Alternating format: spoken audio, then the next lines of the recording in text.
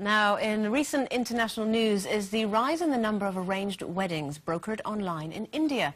The surge has given rise to the country's first web-based premarital detective service, who supply private detectives to snoop on prospective in-laws. In a country where 95% of marriages are arranged by parents, such tools have proven hugely popular. But in our own lives, you know, when you're searching for a partner, how much did you look to your parents for advice, and did you actually listen to them? No. Maybe I should have. No, I think my parents were great because they were always... They must have walked away sometimes and thought, oh, please not that one. Please not that one. Please don't let that be the one. But they never, if you were happy, they were happy. I do remember my dad one day saying, I can't believe I've got 6 daughters and not one of you's met a millionaire. Because I think ultimately your parents want you to be with someone who... who can look after you, and you're not going to have any worries for the rest of your life. But none of us did. I mean, we met a lot of millionaires, but we weren't those type, you know, we always, it was for love, it was never for money with any. We were all a bit like that. So I don't think money is that important. You know, you want to kind of have someone you're comfortable with. But I remember when I used to work on cruise ships, and I met this short, fat, not so good-looking bloke.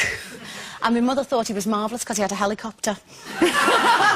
I thought, you know, that's the basis for a good future, isn't it? A helicopter. But I kind of think, I think there's something in it, really, your parents choosing for you. I'm going to listen now. Really? Yeah, definitely. Does your mum still give you advice? Does she absolutely. Point someone out in the room and go, right, him, give him a go? Not so much. She'll just say to me, oh, Claire, you know, that one's unsuitable, don't go there again, you know? And she will, you know, she gives me really sound advice. But you can only learn, Claire, by your mistakes. You can't learn by your mother's. Hey, listen, you have no regrets in anything I've done, or any partners. I just think, you know, your mother knows best. What about the notion of hiring, you know, a private detective to look into, you know, the prospective in-laws or what have you? Do you think that's taking it a step too far, or would you... I think Ray wished he'd done that. Really? I think he did. I think he'd have run a mile. What do you think? I think it's pretty good, you know. I mean, all my girls say to me now, Claire, we're getting a committee for your next fella. Yeah. They're all going to judge him, and me, you know, all my boyfriends as well are going to choose as well. Okay. Male friends, that is. Yes. The thing is, though, when you're young, you don't listen to your mother, do you? You don't listen to anything she says. It doesn't matter what they say. You know, my mother said to me so many times, he's wrong, and you know what? I went exactly the other way, because that's what you do. It's forbidden fruit, isn't it? Yes, absolutely. Yeah. But you know what? She was right. And I can say that now in hindsight, of course I can. But you can't be guided by somebody in those cases. You've got to learn yourself. You've got to make all those mistakes yourself.